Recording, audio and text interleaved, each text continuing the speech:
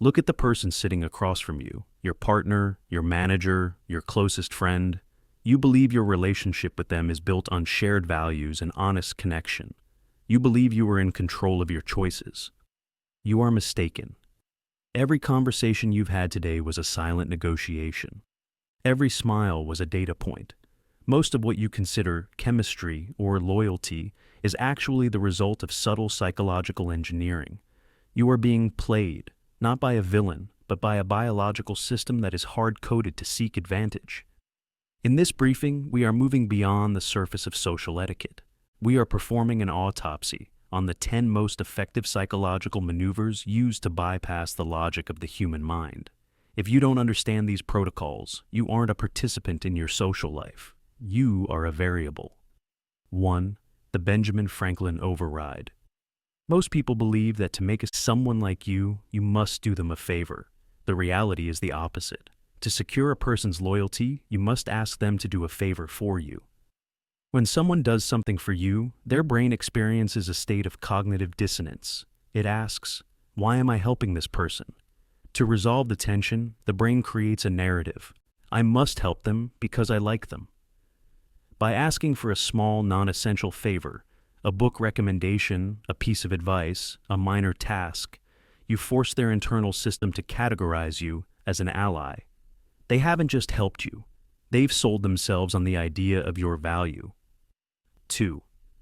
The false choice architecture.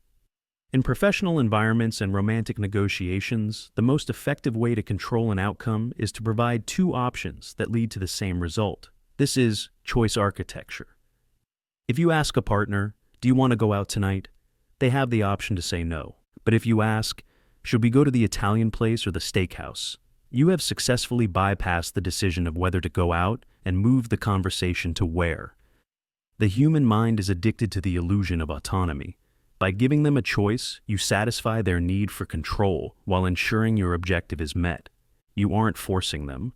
You are simply narrowing the world until every path leads to your door. 3. The tactical silence. In social interactions, silence is the ultimate vacuum. The average human is biologically uncomfortable with a lack of audio data. When a conversation stops, the brain experiences a spike in anxiety and a desperate urge to fill the void. The next time you ask a question and receive a partial or dishonest answer, do not speak. Maintain eye contact. Remain still. The silence acts as a psychological pressure cooker. To relieve the tension, the other person will almost always keep talking, often revealing the truth or a deeper vulnerability they intended to hide. He who speaks first in the silence has already lost the negotiation. 4. The mirroring feedback loop. This is the most primitive form of psychological bonding. By subtly mimicking the posture, gestures, and speech patterns of the person you are speaking with, you trigger their mirror neurons. To their lizard brain, you are no longer a stranger. You are a reflection of themselves. We are biologically programmed to trust what is familiar. If you cross your legs when they do, or adopt their vocal cadence, you create an identity blur. They will feel a deep sense of chemistry and understanding with you, unaware that they are simply falling in love with a version of themselves that you are projecting back at them. 5. The scarcity bias. Value is not determined by quality, it is determined by perceived availability. This applies to high-end products, and it applies to your time. In romantic relationships and professional settings, being too available is a metabolic error. It tells the other person's brain that your time is a low-value commodity. By creating selective absence, not answering a text immediately or having prior commitments, you trigger the scarcity bias. The moment something becomes harder to obtain, the brain reevaluates it as a high-value asset. You aren't being busy, you are managing your market price. 6. The Dorothy effect, vulnerability anchoring. Perfect people are untrustworthy. To the human mind, perfection is a mask. To truly bond with a friend or a partner, you must reveal a calculated flaw. By sharing a minor insecurity or a small mistake, you signal to the other person that it is safe to lower their guard. This is not about being weak, it is about providing a social landing strip. When you show a crack in the armor, they feel a sense of superiority and safety. This allows them to open up in return. You have used your vulnerability as a hook to pull them into a deeper state of disclosure. 7. The name resonance. There is no sound more pleasing to a human being than their own name. It is the first word we are conditioned to respond to. Using a person's name in a conversation, strategically and sparingly, activates the reward centers of their brain. It creates a sense of personal validation and focus. It forces the other person to pay attention in a way that generic communication does not. In an office or a social gathering, the person who uses names effectively is perceived as more charismatic and authoritative. You are literally ringing a bell in their brain every time you speak. 8. The Zeigarnik effect, the open loop. The brain hates unfinished business. We remember interrupted tasks much more vividly than completed ones. This is why cliffhangers work in cinema and why they work in social interactions.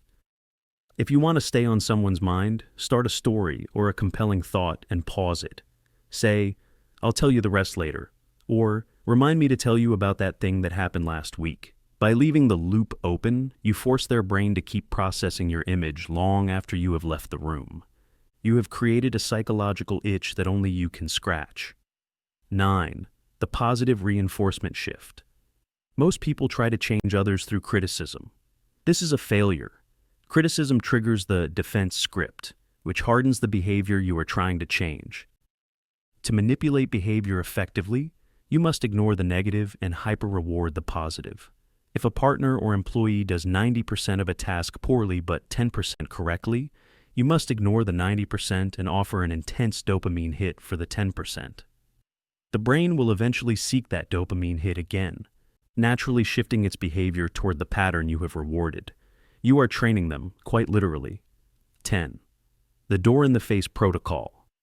If you want a yes for a medium-sized request, start with an absurdly large one that you know will be rejected. When you ask for something massive and they say no, they experience a subtle sense of guilt. When you immediately follow up with a much smaller, reasonable request, their brain perceives it as a concession. They feel an urge to meet you halfway to resolve the guilt of the first rejection. You didn't get what you asked for first. You got what you wanted all along. You just made them feel like they won the negotiation by giving it to you. Every interaction is a game of chess. Some play it with empathy, others play it with malice, but the board remains the same. The laws of neurobiology do not care about your intentions. They only care about the signals you send. You now have the blueprints. You can see the wires. You can see the levers being pulled by those around you, and you can see the levers you've been pulling yourself. Now that the mask is off, the question remains. If you know that every connection you have is built on these hidden protocols, are you really in a relationship with a person, or are you just in a relationship with a script?